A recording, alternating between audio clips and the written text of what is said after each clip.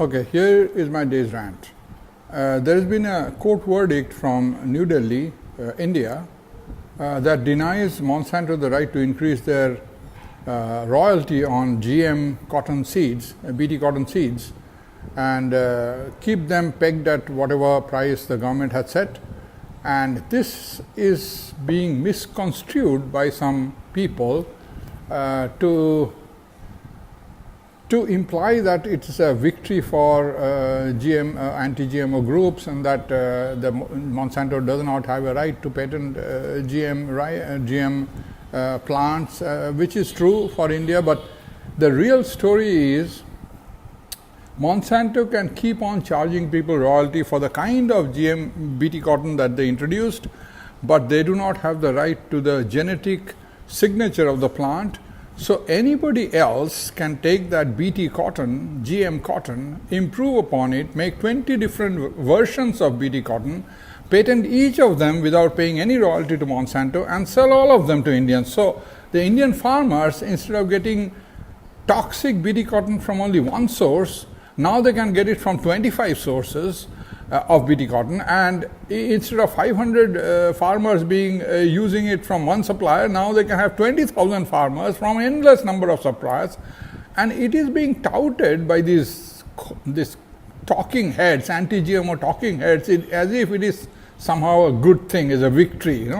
This white man's corporation, they have been exploiting, colonizing and exploiting all the brown skin and black skin and every other kind of skin people. And now they are being put to, they are being stopped, and it's somehow a good thing. And now they are going to strike back by some special TPP laws and some crap. The thing is, somehow being poisoned by 20 different brown skin corporations is supposed to be better than being poisoned by just one white skin corporation. This whole thing is false flag bullshit, and this law does nothing to safeguard Indians from toxic food system. And this is what why I'm making this rant is basically to tell you guys to stop listening to these goons, these professional anti-GMO talking heads. Just stop listening to them. You have a brain, evolution gave you a brain, God gave you a brain, whichever way you want to look at it, use it.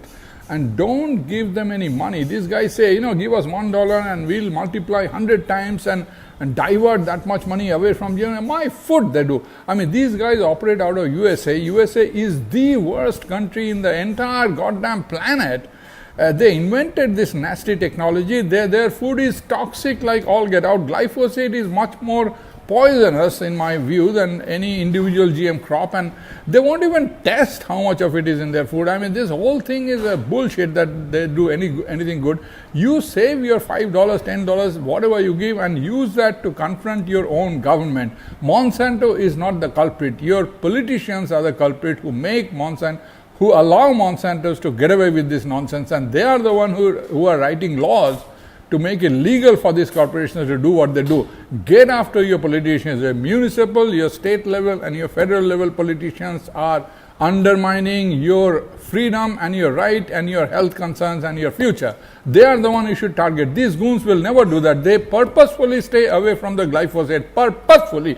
I think that there is a conspiracy here, and I think there is a controlled opposition that is designed to take your money, take your effort, and use it to waste your time and money so that you can do nothing. Just stay away. I'm here in India. I didn't come here to speak. I came from personal reason, but I've been asked to speak here and there, and I see this whole organization of hundreds and thousands of different groups and tens of thousands of people who are fighting GMO and making petition, blah blah blah. And when they talk about, some people ask about this glyphosate testing, I am warning them that they are getting mass poisoned through imported dal and lentils, and they need to conduct wholesale testing of Indian food for glyphosate, because I suspect they are getting mass poisoned. These people ask questions like, why is it relevant? I mean, come on, you people have been fighting this thing for 20 years. It's like someone who reads 7 volumes of Ramayana and then wonders if Sita might be Ram's father-in-law. or somebody who is, studying biblical scripture for 20 years and then wonders if Jesus might have been born in the middle of the Amazon rainforest or the top of North Pole or somewhere. I mean, this stupidity, the degree of stupidity is absolutely mind-boggling. So I have following to say. There is a reason I cut my links with all these kind of groups and talking heads. There is a reason I do not trust them, because they are not trustworthy. Whatever little I did it single-handed, confronting the Canadian government, single-handed. Whatever I achieved, I did it single-handed. If you think that individually you can do nothing much, well, that's completely wrong. You see, Margaret Mead, she made a famous statement, never think a small group of people can make big things. In fact, that's the only thing that does. Stop wasting your time, stop wasting your money listening to goons. That's it, I'm done with my rant.